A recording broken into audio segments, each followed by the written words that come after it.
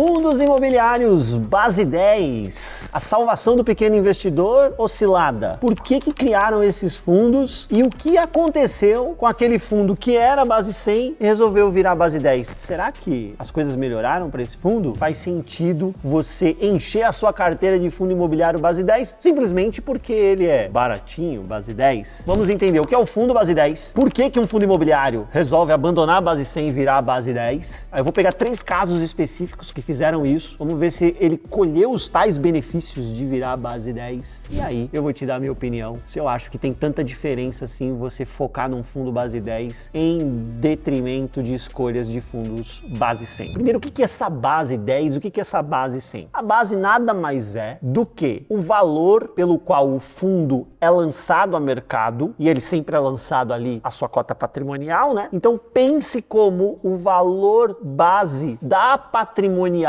naquele momento em que o fundo chega ao mercado. Quando os fundos faziam a sua primeira oferta, eram oferecidos ao investidor pessoa física, lá atrás, no começo da indústria, pasme, uma cota custava R$1.000. É isso mesmo. A base era 1.000. Se você pegar os primórdios ali da família Credit Suisse, HGRE, HGLG, a base era 1.000. O próprio HGBS, que hoje está lá na Red Investments, mas nasceu em ambiente Credit Suisse, e essa gestora hoje virou Pátria, né? Foi adquirida pela Pátria, também era a base 1.000. Então lá nos primórdios, a base da indústria era 1.000. Aí vieram os fundos base 100 e a indústria se desenvolveu muito bem com essa base 100. Ou seja, a cota ali no momento da oferta era 100 ou estava ao redor de 100. A cota patrimonial ficava ali nessa casa também, mais próximo dos 100. Obviamente, conforme os anos iam se passando, se o patrimônio é bom, a cota ia valorizando, ia 110, 120, 130 e por aí vai. Mas a gente está falando ali de números que ficavam próximos dos R$100. Pois bem, e aí quando a gente pega o histórico, eu gosto de utilizar como marco para a base 10 o MXRF. Inclusive tem vídeo dele no canal, a gente tratou só deste fundo. Se você não viu, eu te convido para assistir. A turma vai deixar o link aqui para vocês, tá bom?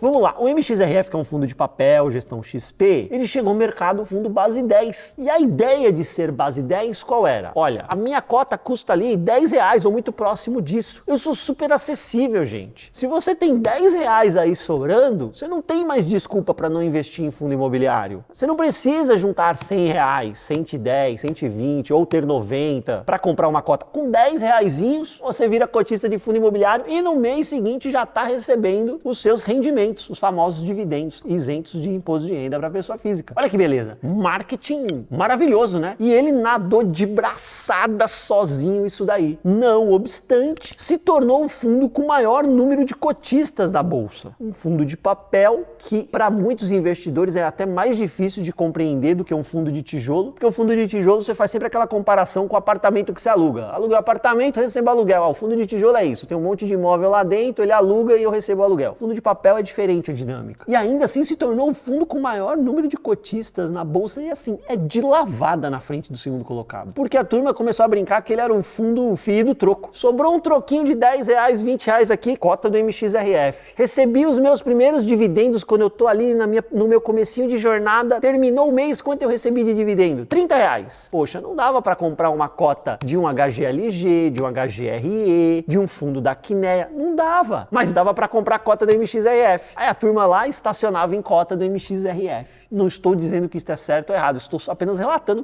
o que era feito. O famoso fundo de troco se tornou o fundo com o maior número de cotistas na bolsa. Os outros gestores, gente, não são bobos nem nada. Falaram, opa, se a turma tá gostando tanto assim de fundo base 10, peraí, também quero participar dessa brincadeira aí. Só que ao invés de lançar um fundo novo base 10, e a Kinea até fez isso, você pega o KNSC, fundo de papel da Kinea, que eu falo que é o grande híbrido da Kinea, ele tá ali no meio entre o risco, ele não é tão arriscado quanto Canuc, que é CDI ou KNHY, que é IPCA, mas também não é tão cheio de qualidade quanto KNCR e Canip. Ele tá ali no meio, CDI, IPCA, e ele é base 10. Então a Kinea lançou um novo, mas teve uma turma que falou, não, vamos fazer o seguinte, vamos fazer o famoso desdobramento ou split de cotas. E o que é o desdobramento ou split? O split nada mais é do que pegar uma cota, imagine que isso é uma cota, e aí eu vou dividir. Se eu fizer um desdobramento 1:10, eu vou pegar uma cota e vou dividir em 10 novas cotas. E aí o que acontece? Se eu dividir em 10 novas cotas, aquela minha cota original que custava 100, agora ela vira uma cota de 10. Então, se você tinha uma cota que custava 100, agora você tem 10 cotas que custam 10. O seu patrimônio continua sendo 100. Ou seja, o split ou desdobramento não altera patrimônio. Você aumenta o teu número de cotas, mas cada cota vale menos, porque ela veio para a base 10. Por que o gestor fez isso? O gestor espera que agora mais pessoas se interessem pelo fundo dele. Não por questões técnicas de qualidade dos ativos, nível de rendimento que ele distribui, nada disso. É simplesmente porque agora ele também está na turma do fundo do troco. Sobrou um troquinho ali, posso comprar esta outra opção, não estou mais restrito apenas ao MXRF. Separei 3 fundos que fizeram esse movimento em diferentes momentos do tempo. Vamos dar uma analisada. E 3 fundos com estratégias distintas. Primeiro que eu separei aqui foi o RBVA, que é fundo de renda urbana, gestão Rio Bravo. Vamos dar uma olhada quando ele fez esse movimento. Estou aqui na base da Economatic, uma ferramenta que eu uso para informações aqui de ativos de mercado. Chamei aqui um histórico de proventos, porque nesse histórico ele me mostra que, ó, em maio de 25, o RBVA fez um desdobramento, um split. Cada ação ele chama, mas é cota, né? Cada cota será substituída por 10. Então eu tinha uma, passo a ter 10. O valor é dividido por 10. Meu patrimônio é exatamente o mesmo. O que aconteceu com o RBVA depois disso? Será que ele ganhou mais cotistas? O que o gestor espera? Mais cotistas, maior liquidez. Nessa tabelinha aqui, eu tenho o volume mensal negociado nesses fundos. O RBVA, que é o meu primeiro aqui, antes do evento, ele estava negociando 30 milhões por mês, 40, 34, 39, 37. Estava rodando aqui entre qualquer número entre 34 e 40, com mais cara de 30 e pouco, estava valendo, né? Aí ele fez, lembra? Foi em maio, né? De 25, 43, 33, 50, 30, 60, 40. Note que o 30 virou piso, que era normal, né? Teve um mês aqui de 30, né? Depois, ó, tudo 40, 50. Me parece que a questão da liquidez realmente melhorou. Beleza. Transformar em base 10 cumpriu a primeira missão. Número de cotistas. Essa planilhinha aqui, simplesinha, tá? RBVA. O RBVA tinha mais ou menos 70 mil cotistas antes do evento. Hoje ele tem 85 mil, crescimento de 21%. No mesmo período, o número de investidores de CPFs investindo em fundos imobiliários cresceu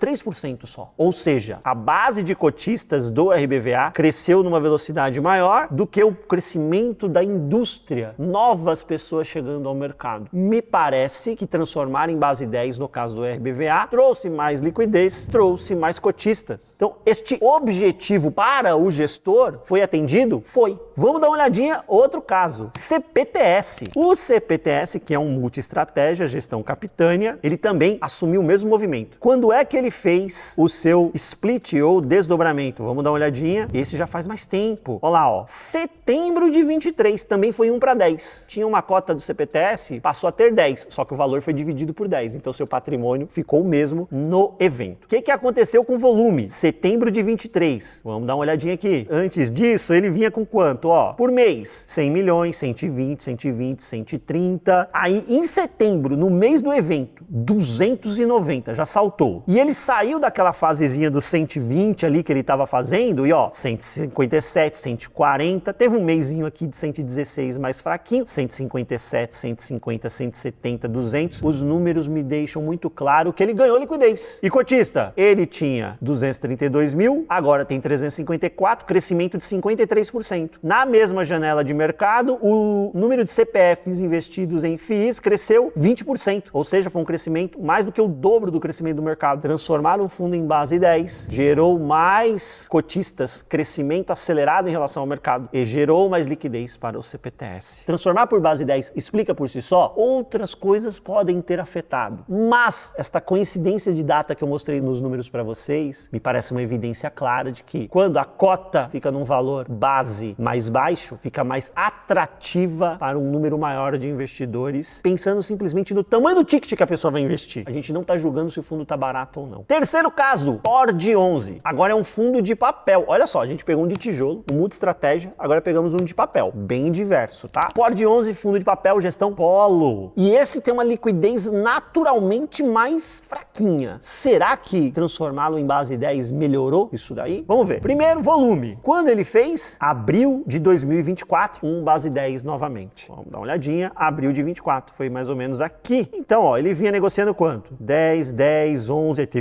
tivemos 2 meses aqui bem interessantes, ó, 15, 16, mas era 10, 11. Nessa faixa de 10, 11, né, ó, teve mês até abaixo de 10 aqui, hein? Colocar 11 aqui, vai. Aí, virou. No primeiro mês já flertou com 12, chegou quase em 13, aí teve um junho mais fraco, melhorou. É uma melhora não tão gritante, mas melhorou. Até deu uma quedinha nesse começo de ano, teve um agosto estrondoso aqui, setembro 16. Dos 3, é quem apresentou uma melhora não tão clara, mas para mim, os números ainda indicam alguma melhora na liquidez. E investidores, cotistas. Antes do evento ele tinha 27 mil, hoje ele tem 47 mil, cresceu 74% num período em que o número de investidores em fundos imobiliários cresceu 17%. Chamou mais atenção de investidores. Ainda é uma base pequena de cotistas?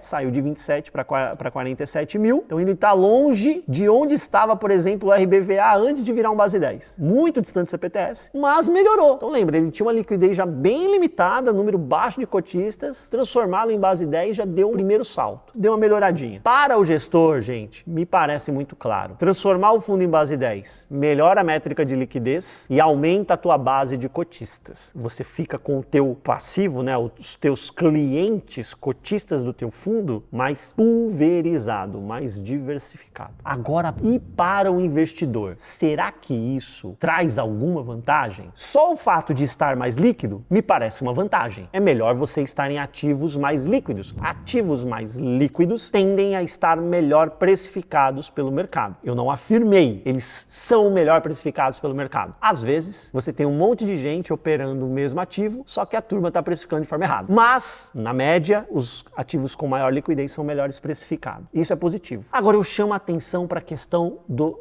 dividendo. O que acontece com o dividendo? Um fundo base 100, quando ele anuncia um dividendo, ele pode anunciar, por exemplo, um dividendo de 90 centavos no mês. 0,90 de yield. Beleza. Aí no outro mês, fluxo de caixa ali incerto. Se é um tijolo que teve uma inadimplência, pode ser um fundo de shopping center ter sazonalidade de venda e o gestor não lineariza. Esse 90 podia estar inflado por um não recorrente. No mês seguinte, desinflou e ele veio para 87 centavos, por exemplo. Se eu tiver uma cota dele, eu vou receber quanto? 87. Eu receberia 90, depois receber 87. Se eu tiver 10 cotas, vou receber 8,70 ou R$9. Ter uma cota, ter 10 cotas, pouco importa. O meu dividend yield, ele não é afetado de maneira nenhuma. O dividendo reais que cai na minha conta, também não. Agora preste atenção numa situação que pode eventualmente ocorrer num fundo base 10. Então você imagina que esse fundo aqui fez um split. Eu vou até trocar esse número aqui, eu não vou fazer com 87 não, eu vou fazer com 82. Esse fundo fez um split. Aquele 1 virou 10. Uma cota viraram 10 cotas. E agora, ao invés de distribuir 90 centavos, ele distribuiu 0,09 no mês. No mês seguinte, nós temos duas situações. Qual é a primeira situação? Para distribuir algo equivalente a 0,82, ele teria que distribuir quanto? 0,082. É isso. E qual era o discurso mesmo do fundo base 10? É um fundo acessível. Você, investidor pequenininho, que tem só R$10 para aplicar em fundo imobiliário, agora você pode. Vem comigo que agora você pode. Antes ninguém deixava você investir em fundo imobiliário porque você tinha que ter R$100, né? Agora não. Agora vem comigo que agora você pode. Mas olha só o que acontece. Veja que interessante. Aqui, se ele tem uma cota, e ele tem uma cota, lembra, ele é pequenininho, ele só comprou uma cota. Ele recebeu quanto de dividendo? 9 centavos. Aí no mês seguinte ele continua com essa cota, porque ele foi diversificar a carteira dele, ele não comprou outra cota no aporte dele do mesmo fundo, ele comprou de outro fundo base 10. Então ele continua com a mesma, uma cotinha. Aí ele vai receber 0,082? Não! Como é que se acredita 0,082 na conta corrente de um ser humano? Eu desconheço. Como é que você saca isso da sua conta corrente? Não dá. A B3 trunca. Sabe o que é truncar? Ela ignora tudo que está aqui pra frente. Então, este cidadão vai receber 0,08 centavos. Ele perdeu isso daqui. Não existe. E se ele tivesse duas cotas, esse número seria 0,164, não é verdade? É verdade. E ele receberia quanto? 16 centavos. Isso aqui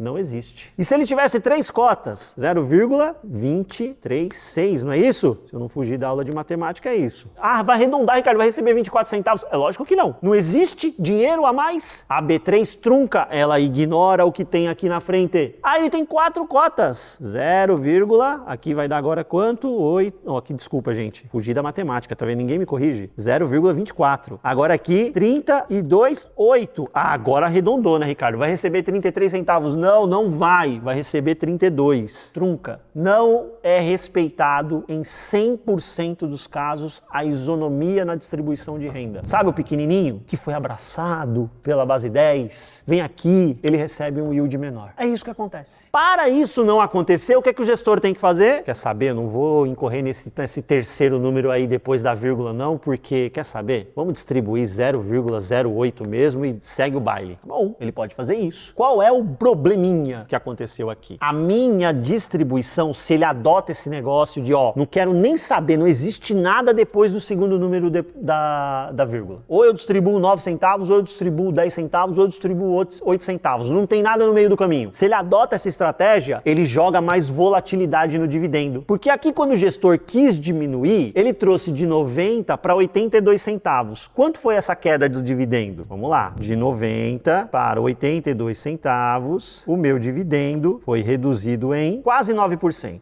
8,9%. Queda de 8,9%. Quando ele sai de 9 centavinhos para 8 centavinhos, o meu dividendo caiu 11,1%. Eu tenho maior volatilidade na distribuição de renda para manter essa questão de anular o risco de quebra de isonomia na distribuição do dividendo. Entendeu? Não tem mundo perfeito. Ou assume mais volatilidade no dividendo, mas aí você garante que o cara que é pequenininho, que você quis abraçar, o gestor não quis abraçar, o cara que foi lá e comprou uma cotinha, esse cara não vai ser afetado por ter só uma cotinha, ou por ter 2 cotinhas, ou por ter 3 cotinhas. Ele não vai ser afetado. Para isso, vai ter mais volatilidade no dividendo. E isso, às vezes, passa desapercebido. Sabe por que passa desapercebido? Porque a pessoa olha e fala, caiu só 1 centavo. Aqui caíram 8 centavos, mas percentualmente é menor. Aqui caiu só 1 centavo. Às vezes passa desapercebido. E olha só, a queda é muito mais forte. Então, ou o risco de perda da isonomia na distribuição, ou o risco de agregar volatilidade na distribuição. Inclusive, esse risco de volatilidade,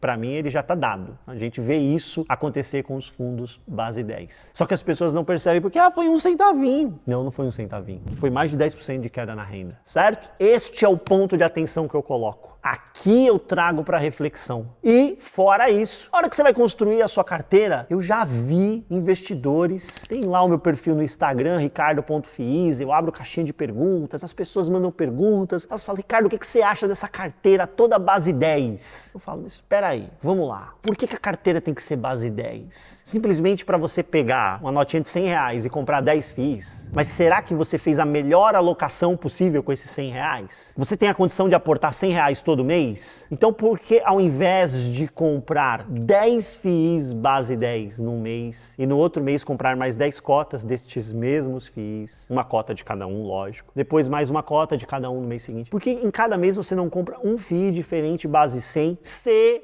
você olhar na base 100 e encontrar alternativas com melhor risco-retorno, ativos com qualidade tão boa quanto ou melhor, oferecendo um potencial de retorno maior do que o base 10. E se a gente consegue encontrar isso? Não seria uma alocação mais inteligente? Na minha opinião, sim. Ou seja, quando você vai montar a sua carteira, o que você tem que fazer é pensar em comprar ativos de qualidade. Base 10 ou base 100 não define isso. Ser base 10 é barato? Não. Acessível é diferente de barato. Tem fundo base 10 que tá caro, você não deveria comprar. Nossa, mas com uma notinha de R$10 eu consigo comprar. Realmente, mas ele tá caro. E tem fundo que a base é 100 e tá lá largado, custando R$70, R$75 e tá lá gritando compra. Mas as pessoas não olham porque, não, eu quero os baratinhos de R$10. E as pessoas poderiam estar comprando esse fundo excelente. Então, foque nos ativos de qualidade. Se você quiser uma carteira de fundos imobiliários montada pensando nisso, ativos de qualidade em preços super interessantes, a carteira da Finclass, que é uma carteira super completa, onde fundos imobiliários são apenas uma parte dessa carteira, ainda tem renda fixa, ações, investimento no exterior, enfim, ela é montada exatamente assim, pensando na qualidade dos ativos, e nós estamos no mês do investidor, 50% de desconto para você assinar a Finclass. Menos de R$40 por mês, mês você acessa a Finclass com carteira valorização para você construir teu patrimônio. Carteira renda, já tem patrimônio? Quer que esse patrimônio gere renda passiva para você? Carteira renda é para isso. Mais de 70 aulas e cursos do básico ao avançado para você entender tudo de investimento com feras de mercado. Além disso, a nossa comunidade para você tirar dúvida, os analistas, os nossos moderadores passam lá esclarecendo dúvidas, você interage com outros investidores. Lá a gente coloca notícias de mercado, o que está acontecendo com cada classe de ativos. E a live todo dia, live com um analista para você esclarecer suas dúvidas. Às quintas, por exemplo, comigo. Tudo isso neste mês, 50% de desconto, o link está na descrição. Tô te esperando na próxima live de fundos imobiliários, vem ser Finclass também. Voltando aqui, não se esqueça, foco na qualidade. Eu tenho um fundo base 10 recomendado? Tenho. Porque ele é baratinho e acessível? Não. Ele está barato na concepção imobiliária. Eu olho para o ativo que está lá dentro e falo, no preço que ele está negociando, tá muito barato comprar esse imóvel, tá muito barato comprar essa carteira de CRIs, de recebíveis imobiliários. Quero. Aí eu recomendei para os nossos assinantes. Agora, se em algum momento não tiver nenhum fundo base 10, por que eu vou recomendar? Só porque ele é acessível? Não faz sentido. A carteira vai ter só base 100, dado que na base 100 eu encontre alternativas que estejam baratas. Como a maior parte da indústria ainda está em base 100, estatisticamente é mais provável que a gente encontre bons preços lá na base 100. Mas tem muita coisa base 10 interessante também. E agora na sua cabeça deve estar passando a seguinte dúvida: mas Ricardo, eu tenho pouco dinheiro para investir. Como é que eu vou investir nessa carteira de vocês aí se eu tenho pouquinho para aportar? Fique tranquilo. Quando você acessa a Finclass, você coloca lá qual é o patrimônio e ele já gera uma carteira em que você sim conseguirá montar com o teu aporte aquela carteira que é recomendada. Isso não significa que você vai comprar todos os ativos todos os meses. Você vai fazer compras mensais com o seu aporte, mirando chegar naquele patrimônio que você colocou. Então você está começando, mira um patrimônio menor. Ou então você já tem aí algum investimento, você tem lá, por exemplo, 3 mil reais, 5 mil reais, 10 mil reais você já tem, você coloca esse patrimônio que você já tem e ele divide a carteira. Não tenho nada, Ricardo. Mira os primeiros 10 mil reais. Você está aportando, por exemplo, 200 reais por mês, 300 reais por mês. Você não precisa comprar todos os ativos todos os meses. É uma construção. E é por isso que a gente não fica preso a esse negócio de eu vou comprar só base 10 porque o base 10 é baratinho. Não é baratinho. Não é assim que a gente define se ele está barato. Fazendo análise imobiliária. Quais são os base 10 que você tem na sua carteira? Conte pra mim. Eu quero saber quais você anda carregando aí. Gostou desse conteúdo? Se inscreva no canal, compartilhe o vídeo, ative as notificações para você saber quando publicarmos mais vídeos e não se esqueça do like, porque o like não é tributado. E eu voltarei com mais conteúdo de fundos imobiliários. Até a próxima. Tchau, tchau.